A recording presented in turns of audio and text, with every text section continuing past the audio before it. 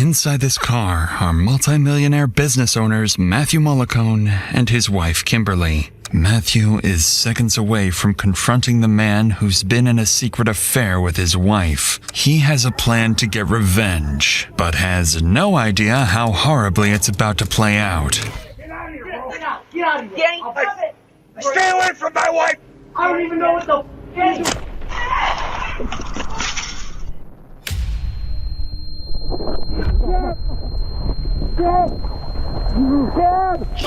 We're taking 150 back to the road. You need to get back over here.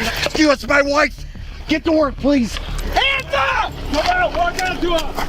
As officers rush to the scene, they're met with multiple shooters, families scrambling for help, and 2 critically injured victims. And while Matthew sits in the back of a cop car, he has no idea his wife, the one he just got into a shootout over, is lying feet away with a fatal wound to her neck.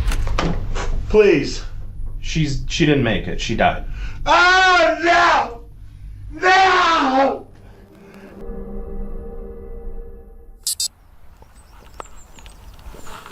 Sheriff's Department? Police are stepping inside the nearly 8,000 square foot mansion of Matthew and Kimberly Mullicone, arriving in the middle of a rapidly developing homicide investigation. The married couple are well-educated, successful business owners. Together, they run State Barricades Incorporated, a traffic equipment company generating an estimated $3 to $6 million annually. They live here with their 3 teenage children, and from the outside, the Mullicones appear to have built a stable, comfortable, and luxurious life. Or so it seems. Because behind these walls, someone has been living with a dark secret, one that's been buried for years, and it will soon change this family's life forever. These officers are here to execute a search warrant following the sudden passing of Kimberly the previous night. They need to document the scene, collect evidence, and piece together what led up to the incident. Sheriff's Department! Sheriff's Department! We have overlooking upstairs. Cole County Sheriff's Department. I'm gonna clear this wing. Just wonder if there's a safe. Sheriff's Department. There's another room upstairs. Inside the mansion, the wealth is impossible to miss as officers sweep through multiple entertainment spaces and rooms dedicated to leisure. But as they look deeper, grim details start to emerge. Looks like maybe drugs on the table, boss. Yeah. And on the table. And there's paint on the table. This is definitely a sign of there's a big struggle going on here.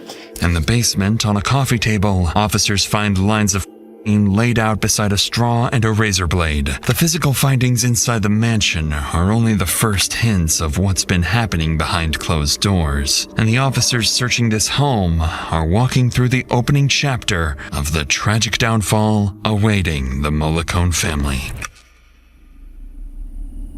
Approximately 15 hours earlier, around 7:15 p.m., Kimberly and Matthew start their night in the basement of their mansion, drinking, smoking, and using substances. This is not the first time they've done this, but this time, an argument about Kimberly's affair with another man is in full swing. Matthew believed the affair ended years ago after he confronted her about it, but earlier that day, he discovered it never stopped, and that Kimberly transferred nearly $60,000 from their company funds to her lover's debit and credit accounts.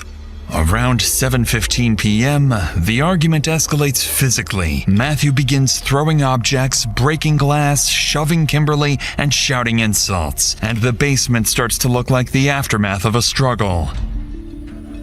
At 9:20 p.m., the couple leave the mansion in their white Jeep Grand Cherokee. Matthew has one firearm on his hip and another accessible inside the vehicle.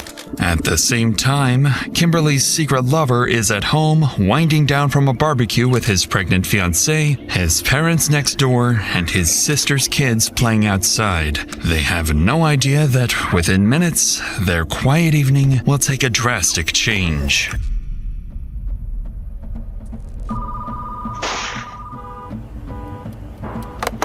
911, what is the address of the emergency? An ambulance. What is the address? Someone's house. They pulled out a...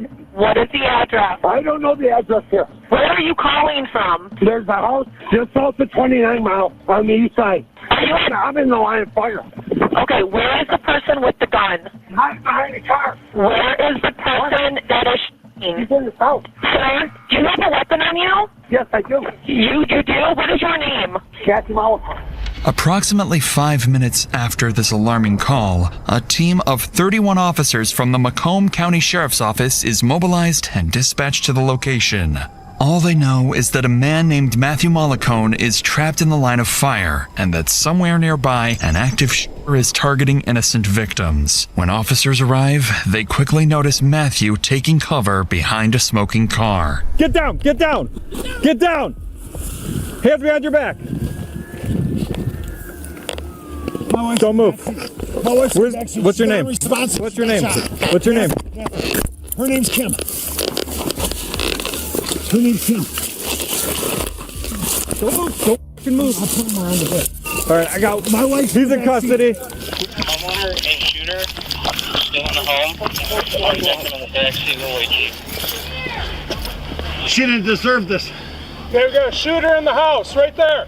He's 30, 35-ish. 35 years old. White t-shirt. Black hair, white t-shirt. What's his name? Danny. Yeah, Danny, 35 years old, white t-shirt, dark hair. Don't trust him. He carries 2 guns. Possible 2 guns. Help her, please. Never mind the shooter. Never mind the shooter. You're behind the car. Get to work. Matthew is clearly distressed, begging officers to save his wife, Kimberly, who is still trapped in the backseat of a car about 100 feet away. 300 feet beyond the car stands the shooter's hideout, a house with multiple windows, an open garage door, and countless angles from which to fire. In the next few seconds, the officers must make a snap decision: neutralize the shooter first and risk Kimberly bleeding out, or step into the dangerous open field to save her. Anybody in the Jeep, step out now with your hands up! Hands up! Face away from me! Get out of the Jeep!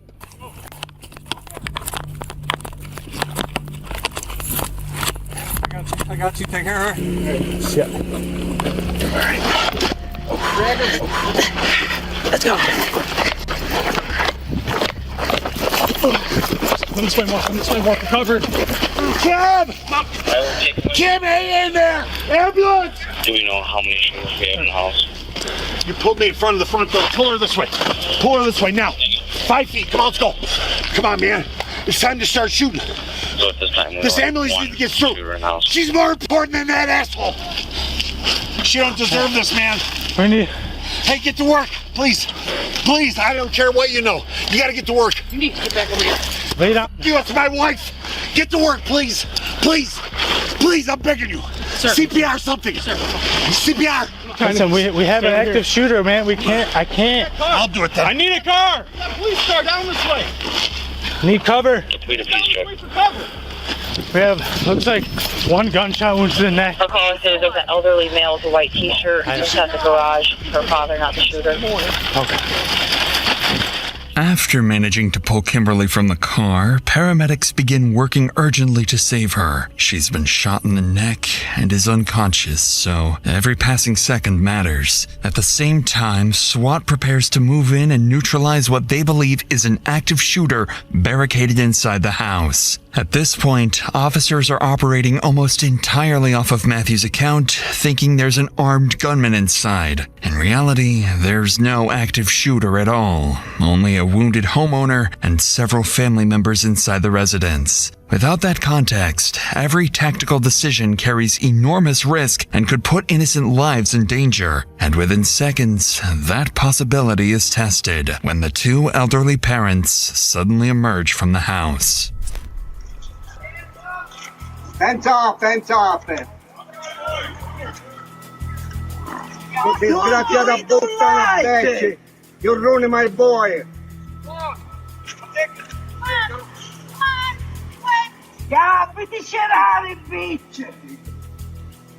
You bitch. Valentino, Come on, walk out to us. Come here, sir. right behind you, so I thought secure. Pull it out. Come here. Sir! Hominy, come on. Sir, stop 1 second. Ma'am, you keep walking towards me. Stop. Come on. Here, Right here. Come here. Come here. Come here. Over here. Hands behind your back. Right. Hands behind your back. It's okay. It's okay. It's okay. It's okay. It's okay. I don't do nothing. It's okay. It's okay. It's okay. It's okay. Who else is in the house? My daughter alone, my little grandchildren. 2 little children? And my daughter, Gabriel. Your daughter, 2 grandchildren, Dos? and your Yes, son. my Where's your son at? in the floor. Yeah. Right here, Salvatore. That's why there's a piece back next to your left foot. Because of a language barrier, officers are only able to piece together fragments of what the elderly couple is saying. It sounds like their son is wounded inside the home, along with his fiancée, sister, and 2 children. Strangely, the couple themselves appear unharmed, despite having just exited the same house where the alleged gunman is believed to be hiding. This observation leads officers to believe that the wounded son inside the house is the gunman Matthew claimed had been firing at him when police first arrived. But before they can reassess their strategy, someone else suddenly rushes out of the house.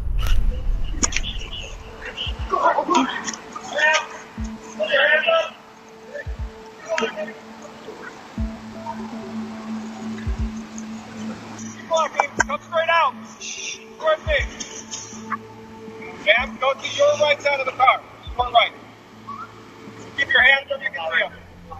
With the 3 more family members out of the house, police now believe only 2 people inside remain, the elderly couple's son and his fiancée. And based on Matthew's 911 call and earlier statements, they're operating under the assumption that the son inside is armed and extremely dangerous. So officers tighten the perimeter and cautiously advance towards the house, preparing for a potential shootout. I got it. I got a revolver on the ground here. Hold that gun. Yep, I got a revolver on the ground right here. Hey, Ryan, careful. I think the shooting happened right here. So I see a shell. I got a pistol. So just watch where you're stepping. There's a couple more guns in the house. We just got the 2. We're going to try to get the guy out.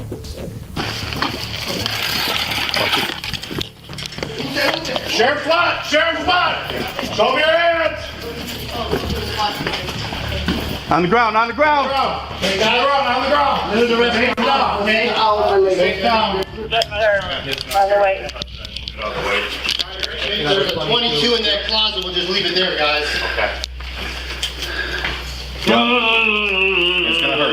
Hey, listen, dude. It's gonna hurt, but it's for your best good, all right? It's been bleeding out, man. What's your name? Danny, I'm Jason. How you doing? Inside the residence, officers find 38-year-old homeowner Daniel Giannone suffering from 2 gunshot wounds. Beside him, his fiancée, Eliona, is desperately trying to stop the bleeding. Police call in paramedics to treat Daniel's wounds. Daniel himself doesn't appear to be the aggressive gunman Matthew described, and as officers begin speaking with him, they quickly realize the situation may be the complete opposite of what they first believed. Or if it went in and then came out. Okay. So. Well, I was running away, so, but. I don't know how many obvious shots were fired, but. Whatever was in that gun. This is the gun that shot you here? No, that's the gun I had him with me. You didn't have a rifle? No, no rifle. If we help you stand up, or do you want us to carry you? Keep the camera back on. Give me a hand up. Keep the camera on. Yeah. What's that? 104. Yep, got it.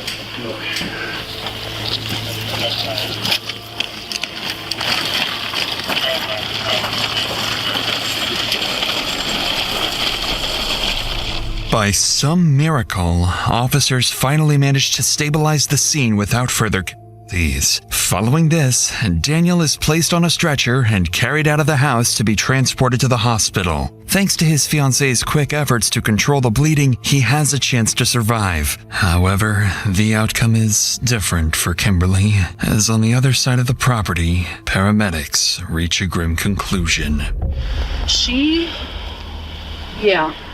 No. She's dead. No, we got an active shooter scene going on. We can't leave her but we can't like just take her because she's. Tragically, Kimberly does not survive her injuries, leaving behind her 3 children and her husband Matthew, still unaware that she's dead. With that, the case immediately turns into a homicide investigation, and police must determine exactly what happened, as it's clear something isn't adding up. Just a few hundred feet away, Matthew is placed in a patrol car and transported to the station. Daniel's fiancée, sister, and parents are also taken to the station for questioning. Back inside the house, officers finally have a moment to breathe and begin piecing together what happened. But not for long, because they're about to discover there's an entire basement they missed during the initial search. It's completely unchecked, with something interesting waiting downstairs. Alright, we got enough of these. I'll take them. I don't know if we can clear it. We cleared it pretty quick, so just take a good look around. I know there was a Ruger 1022 in one of the closets. Okay. All right. You clear pitch check? Ryan? All right, come in with us. Come out of here. You go with Justin off of this. Yeah. Finish clearing that.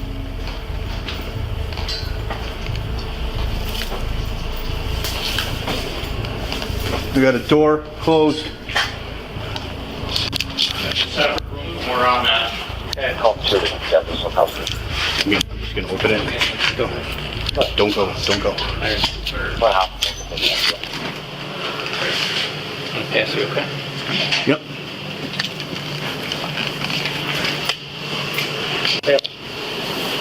Clear. Room clear. Clear.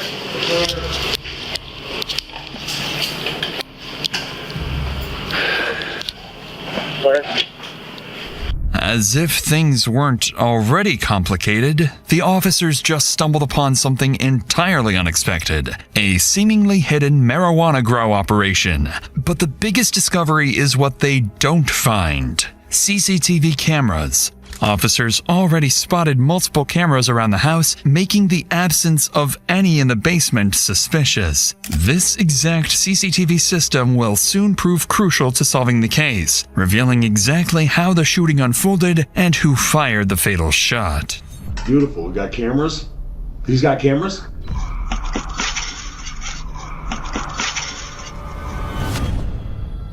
By the time the house is fully cleared, police begin locking down the scene and send Kimberly's body for autopsy. Following this, some of the most experienced investigators in the state are brought in to take over the case, led by Detective Frazier of the Macomb County Sheriff's Office. Frazier quickly begins identifying the people he and his team will need to focus on: Matthew, a supposed victim of the shooting; Daniel, the wounded homeowner; and Daniel's inner circle, mainly his sister, Gabriella, and his fiancée, Alyona. Despite the detectives' combined decades of experience, this case will push them to their limits, eventually leading to one of the most morally controversial trials in the state of Michigan, and forcing detectives to make one of the hardest calls of their careers: letting the man who fired the fatal shot walk free. It's now 3 hours after the shooting, and based on preliminary statements from responding officers, investigators believe they may be dealing with a volatile dispute between two families, with multiple shooters in the picture. So they need to determine what sparked the conflict and who fired the fatal shot that ended Kimberly's life. However, there is one major problem ahead. In cases like this, there is no neutral ground. Every statement will be biased, and each person will blame the other side. Additionally, both primary suspects are temporarily off the table, as Daniel is being treated at the hospital and Matthew is too emotionally volatile to be interviewed. Still, investigators have to start somewhere, so they decide to begin by interviewing Daniel's family, starting with his fiancée, Alyona. Her account will be compared against other witness statements, looking for inconsistencies that might expose the truth. But for Alyona, this interview serves a different purpose, as she will slowly begin to realize that the man she plans to marry has been living a secret double life for years. Anytime you want to be done, just let me know. You're not under arrest or anything like that. We're just trying to piece together what happened. As I'm sure You are as well? Yeah, I would like to know kind of like... Okay. We like heard like little shots and I didn't, like for a second, I was like, oh, is like Danny like scaring the chickens with like a fake gun or something like that? Because like we have 6 chickens and they always come to the front and we're trying to train them to stay in the back. Okay. Not that I wasn't concerned, but I was like, oh, maybe it's like the chickens. But then it was like shot after shot after shot after shot. And I was like, girls, like come over here, like stay away from the windows and like, and then SWAT came in, like literally like hands in the air, like, okay. I guess, you know, whatever. I don't know. I guess that's how it works. So, and then we were out. Then we came out of the front door too. Based on Alyona's words, it appears she has no clear understanding of what sparked the shooting. In reality, she knows more than she thinks. She just needs the right questions to connect the dots. There's no way. There's who's no this way. guy at your house? He said stay away from my wife, so that's gotta be either somebody he's like Ellie. Either been with or is with right now. Ellie? I don't know. Who's he been with? I know he was with the lady, but what's her name? Kim. Okay. But as far as I know, they were like done. Okay, so why is he showing up at your house now? And that's a good question now. I don't understand why she would come with him, like why she would bring him there. It's kind of weird too, though. If I was having an affair, I wouldn't exactly take my husband to the person that I'm having an affair with. Sounds like maybe things didn't end there. If this guy's showing up saying that. Right timing. Things are finally starting to make sense in the room, and it's becoming clear to detectives that Alyona's fiancé, Daniel, had a past affair with Matthew's wife, Kimberly. Yet Alyona seems clueless that the affair was still ongoing. She's convinced it ended long ago and that they were happy together again. Whether that's the actual truth remains to be seen. By now, investigators understand they're dealing with people who have secrets, and that no one involved can be taken at face value, especially the 2 men at the center of it all, Daniel and Matthew. So with Alyona's statement recorded, investigators wrap up the interview and prepare to speak with Daniel's sister, Gabriella, the mother who fled the house with her terrified children when SWAT arrived. Unlike Alyona, Gabriella will prove far more aware of her brother's secret affair with Kimberly. There's a lot going on tonight, and we're just trying to get to the bottom of it. This is horrifying. Horrifying this would happen in our home. My mom was inside. I could see them over at his house. My brother was barbecuing. They were hanging out. Girls were excited. DTE comes. We start having a conversation, telling me what's going on. Well, then I started hearing crazy rounds of gunshots. Like, not normal. So I look over, and I just start hearing yelling. I see this white Grand Cherokee in the driveway, a lady out of the car screaming. At that point, I had no idea who it was, what was going on. This maniac comes at me, ready to shoot me and my husband. I heard the lady go, "No, Matt, no, she has kids. No, Matt, no." And my husband's like, what? And I dropped to the ground. I pissed myself, lost my shoes, everything. Were you able to see where Dan came from? I don't know for certain. My brother has a CPL. He didn't have it on him, obviously. We were home. Who would think that something like that would happen? I'm assuming he ran in, grabbed his gun, and came out. Okay. To defend himself. He normally carries a gun? He has yes, he always has his concealed pistol on him, always. Okay. This is something a crazed lunatic would do to a family. Naturally, Gabriella takes her brother's side, claiming Matthew was the aggressor and insisting Daniel acted purely in self-defense. However, this version of events will later be called into question once detectives finally get their hands on the CCTV footage. For now, though, Frazier shifts the conversation to Daniel's secret affair, hoping to uncover whether Daniel could have killed his own lover, worse yet, in front of his own children and family. As far as Dan goes and this fellow that shows up, have you ever seen this guy before? I have seen him once. My brother Dan and Kim Malakan. The reason why I found out who Matt was is because I saw her. She's like, "Matt, no." And I knew that was her husband. So I knew that she had relations with my brother years ago. I know that she's had a tumultuous relationship over the years with her husband. That's all that I know. She used to call me on numerous times, basically telling me, what's going on with her life, marriage. I felt bad for her because I knew that she was an addict, and I know that he was an addict. When's the last time that you've talked to her? Maybe a few months. So it's been a little bit of But she would call me from different numbers all the time. It would never be her number because I wouldn't pick up for her number Did she ever anymore. text you? Yeah, from different numbers again. Because I would not pick up for her anymore. I had her blocked. I didn't want to expose myself to that anymore. I didn't think it was appropriate. And my brother knew that. Like what happened today I know is wrong and it's inappropriate. Yeah. Highly inappropriate. Yeah, I understand. And mortifying. And my children would be exposed to this. I'm very disturbed. Yeah. Okay. And that's rightfully so. And my parents and my 80-year-old dad and my 76-year-old mom. I feel like I'm in a movie right now. Gabriella leaves little room for doubt. The affair between her brother and Kimberly is, in her view, the catalyst for the entire confrontation. With that in mind, detectives conclude Gabriella's interview and begin weighing their next move. Lead Detective Frazier has more than 2 decades of homicide experience, and by now he has a working theory of how the shooting began and what connects the 2 primary suspects. But one crucial detail remains unresolved. Who fired the fatal shot that ended Kimberly's life? Approximately 6 hours after the shooting, investigators receive a critical update. Daniel has stabilized and is asking to tell his side of the story. An hour later, officers wheel Daniel into the interrogation room. He appears visibly shaken and still in pain. There's a gunshot wound above his right knee and another injury on his right foot. Just hours ago, he was bleeding inside his own home, with his family only feet away from the deadly crossfire. The whole thing lasted seconds, but in those seconds, everything changed. And it's moments like these that you can realize just how fast your life can change. Investigation, where Daniel has just been brought in from the hospital to provide his account of what happened the previous night. Detective Frazier knows that Daniel is a man with secrets. Everything he says could be a carefully crafted story, and for all they know, they might be sitting across from Kimberly's killer. Hey, how you doing? We've seen better days. Oh, I'm sure you have.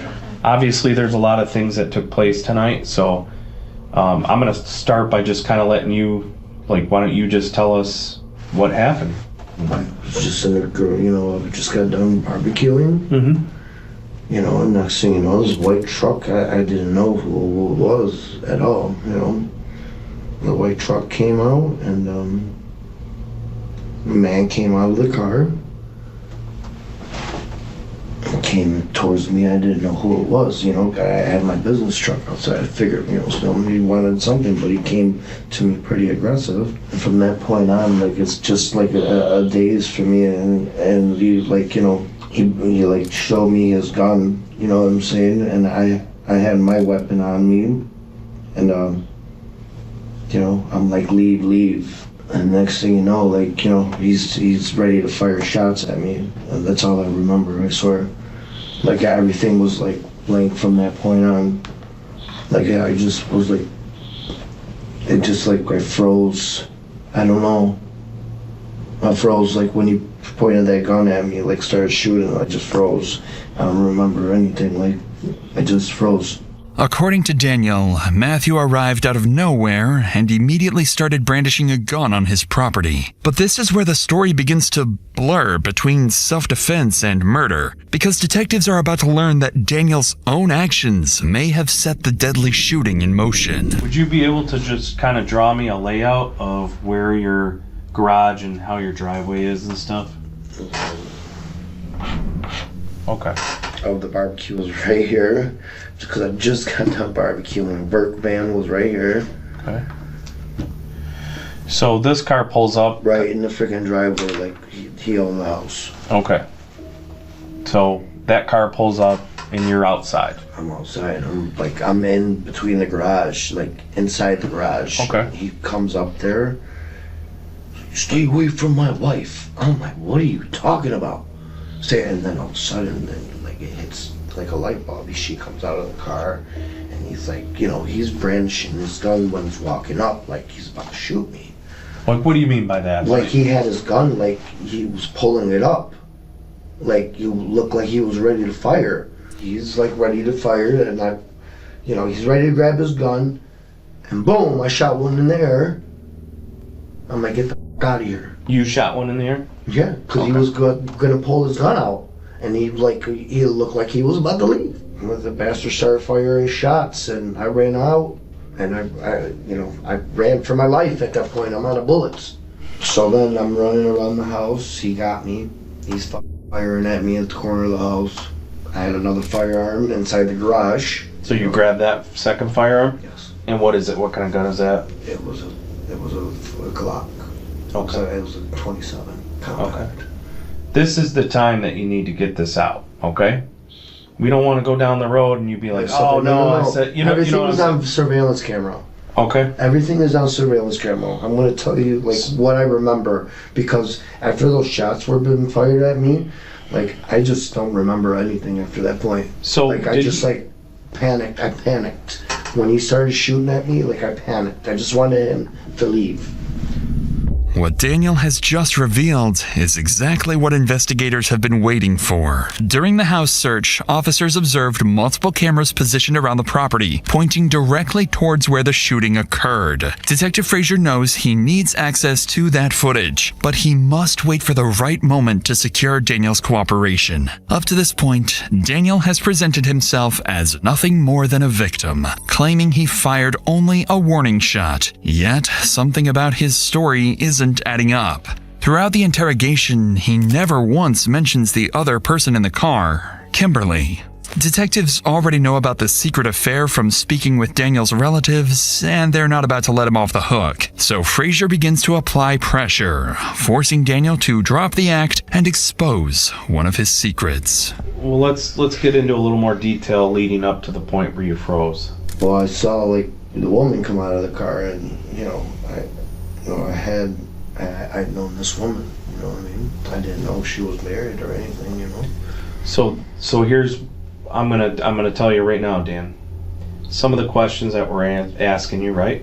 We might already know the answers to some of them, right? I know and I'm not trying. This is your job. I'm not trying to play games with you, and I'm not trying to act like I know something you don't, I'm right? trying to go home and get this done as possible. So here's the deal, Dan.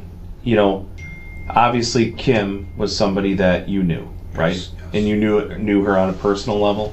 Yes. Can you explain that to me? I've known this girl for quite some time, and ever since I met my wife, I've just parted ways. Okay. I'm trying to put this together. We did get the information. We know that you had relations with her. I've had, right? But what I'm trying to figure out is why tonight. That's what I'm trying to figure out. Right, Danny, what happened recently? Why would this come to fruition tonight? I swear on everything, I have no idea, because that's what my wife is telling me what is going on. I don't have any calls from, I don't call her, period. Now, I know in the past, your now fiance had some issues with her. Yes. Do you know if maybe these two started talking recently, or has she alluded to that maybe? Do you know if Kim knows that you're having a baby? I don't know. It's just Tuesday night, 9 o'clock at night. Why now? I don't know. That's the same thing I'm trying to get at, because I've been with her in a long time. It's already been 2 years. I was done. As soon as I met this girl, I was done. I'm changing my life around then. It's evident that detectives are onto something here. Daniel insists he hasn't seen or texted Kimberly for 2 years, something that can easily be verified once they access his phone. Though Daniel's phone holds something far more important to the investigation: CCTV footage. But once detectives decide to ask Daniel for access, his answer will raise serious suspicion, to say the least. No, me and my wife, man, we're best friends. We do everything together. If I show you my phone, I'll show you the things that we do. We are always. How can I access your phone? Well, why you guys need my phone, though? Well, this is what's going to happen. We have your phone. We also have your fiance's phone. We're going to get the information one way or another. The other part of it, too, is it just goes to the other part of this story, right? Because obviously there's a couple sides to this story. You got your side, you got his side, right? Obviously his take on things is different than yours. right? It's gonna be, right? You're presenting us with your version. We have another version. Guess what? We've got cameras that caught it all. Right. We need to look at that. Yeah. If we don't get to see these cameras, I need to speak to somebody to tell me to direct me the right route, guys. You got to understand. I want to help, but I have to have my lawyer. What kind of cameras do you have? I have Ring cameras. Ring cameras, yes, and they're surrounded. The whole house. You said it caught the whole thing, right? And it should have, yes. I know what you're doing, Danny. You want to watch this first and make sure that it all adds up. No, I'm telling you guys 100% truth, guys. Honest to God, I have nothing to hide. I want to help you guys, but now, like... Are you worried about it?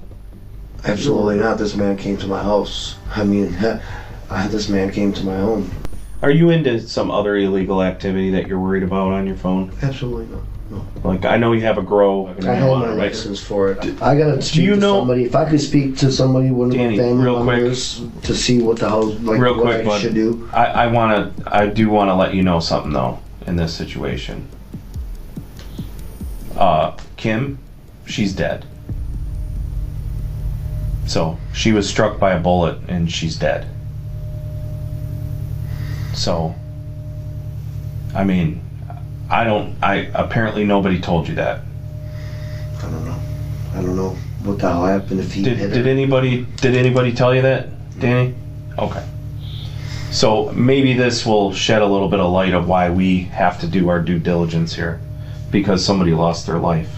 He came to my house. I did nothing wrong.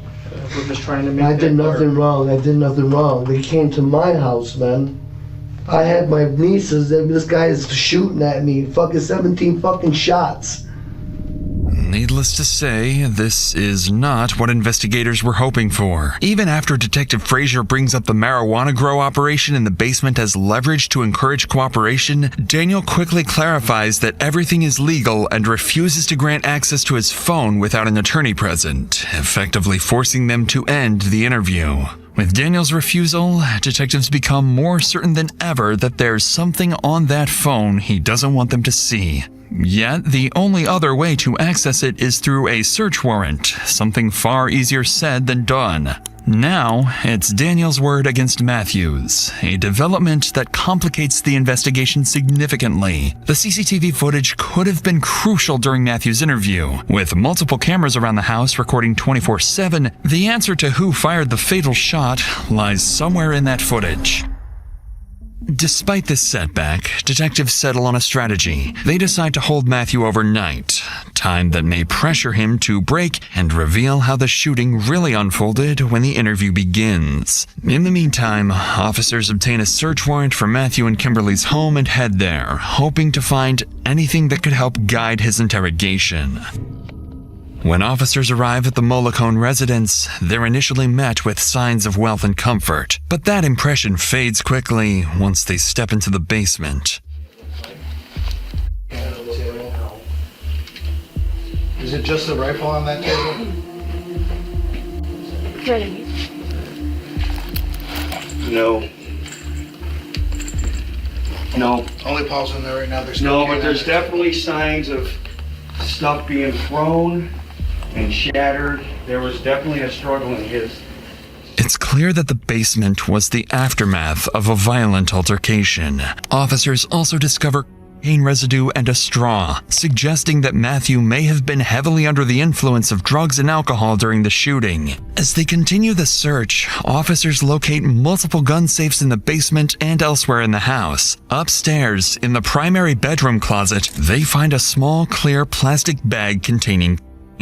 Taken together, the findings paint a picture of a home stocked with firearms and narcotics, details that will be crucial during Matthew's interview. With the scene documented, officers relay their findings to Detective Frazier, who decides it's time to speak with Matthew. He's been restless for hours about Kimberly's condition, still unaware of her tragic death. Is she okay? I wasn't out there, sir. I've been here the whole time. You can't find out for me? I told you we couldn't tell you, sir. Oh my God. No. God, help her. God, please. She didn't deserve this. What's up? Hey. How's my wife?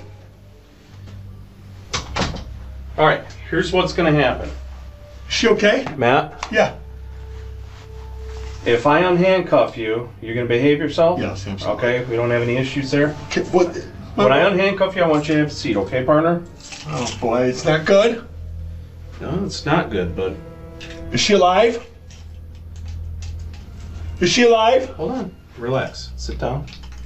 Is my wife alive? We're gonna talk real quick here, okay? Hold on 1 second. Oh my God. Tell me. Please. She didn't make it. She died. Oh no! No! No! No! Oh my God, no! No!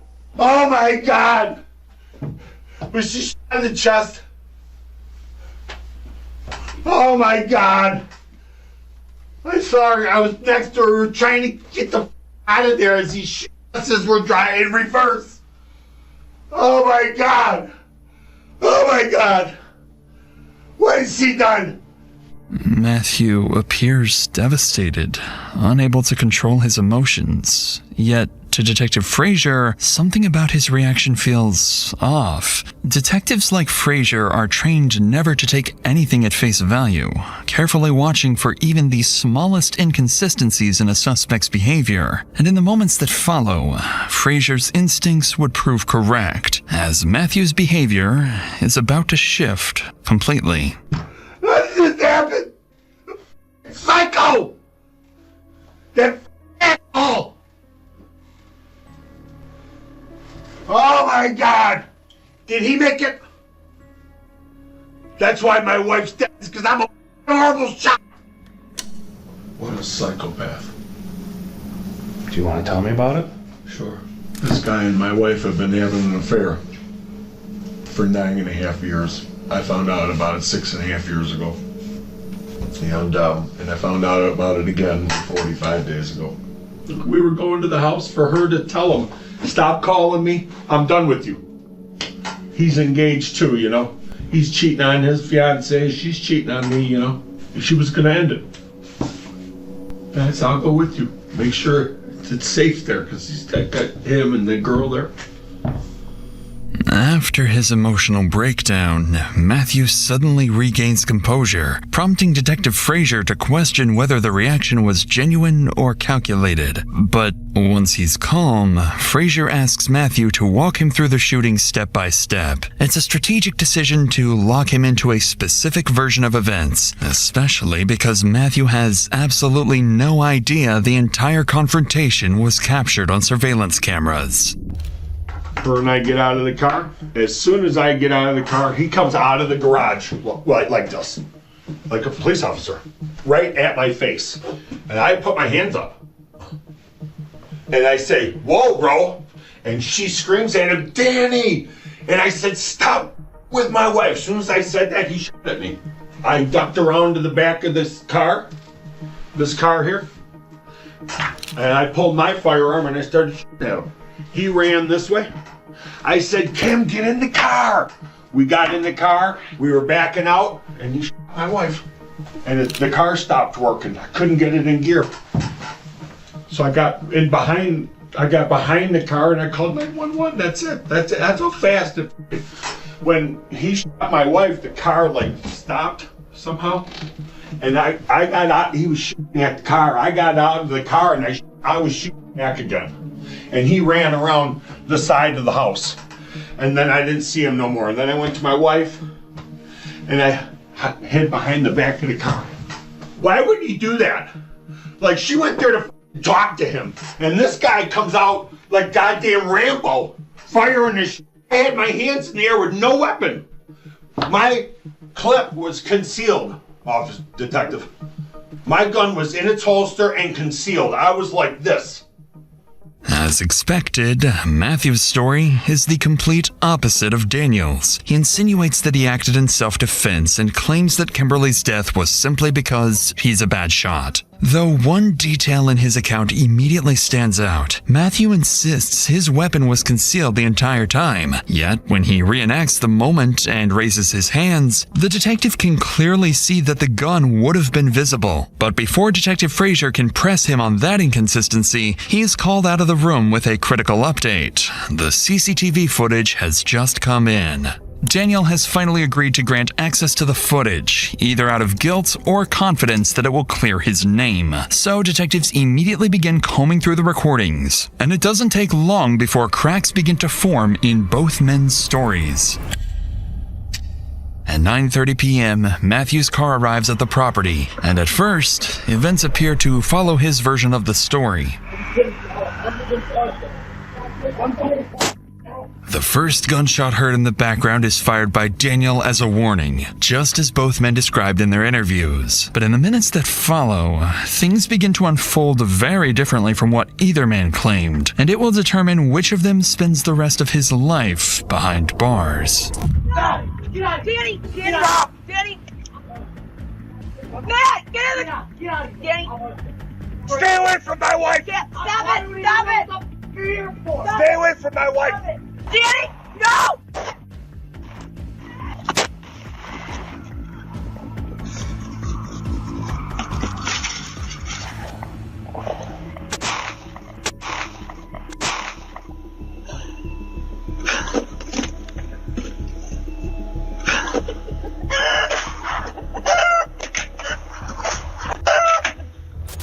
Is that no? Who else has a gun here? Get out of here, let's go! Who else has a gun here? Let's go! Get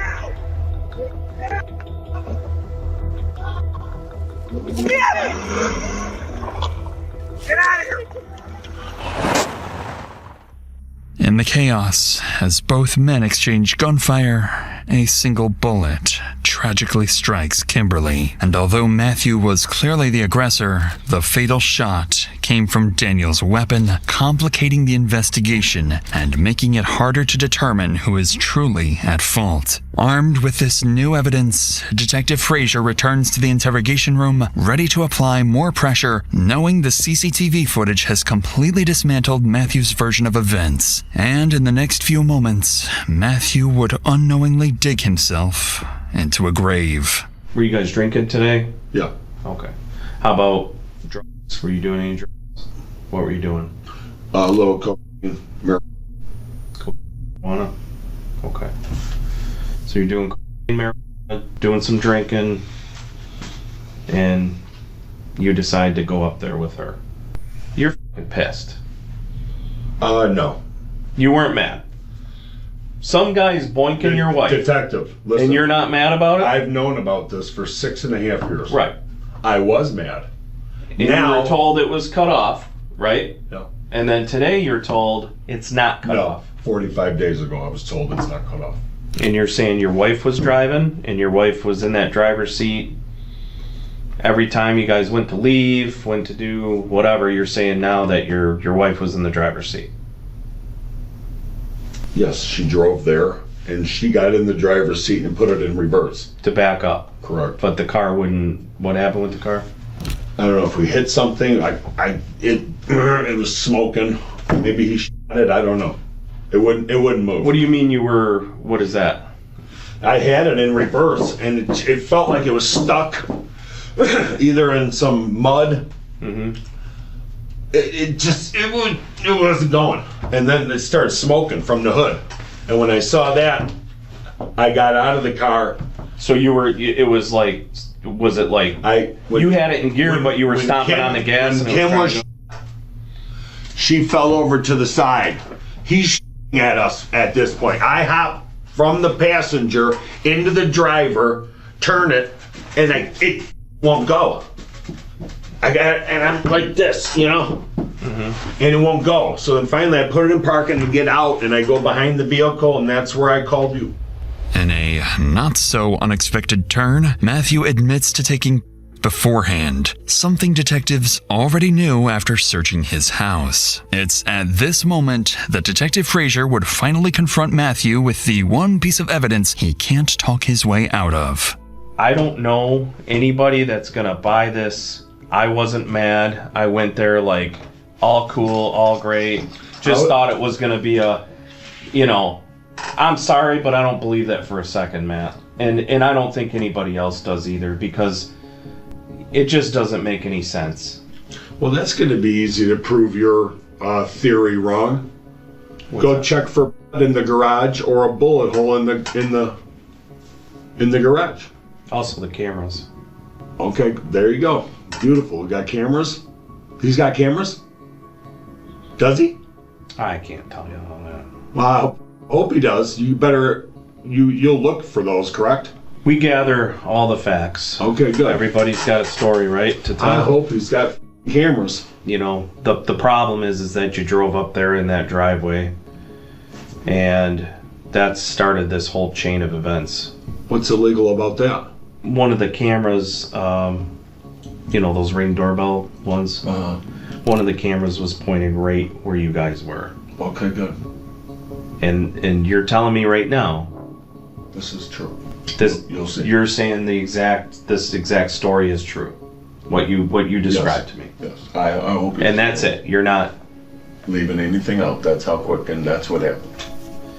I don't know how this is going to play out. I really don't. The truth prevails. Hopefully it does. With the evidence laid bare, Detective Frazier concludes the interview. Now he and his team need to do their due diligence before making the hardest decision of the entire case. Who, if anyone, should be charged for Kimberly's death? In the days that follow, recorded jail calls capture Matthew sounding confident he can beat the case, insisting the truth will clear his name. Hi. Hi. Hi. Love you guys. Love you. I miss you. Miss you too. I'm gonna get all this situated. I'm gonna get home to you soon, okay? Alright. Thank good. Okay, good. I got the truth, I got God, and I got the best lawyer in the state of Michigan. So I'm gonna get home to you guys soon, alright? Alright, Dad. Sounds good.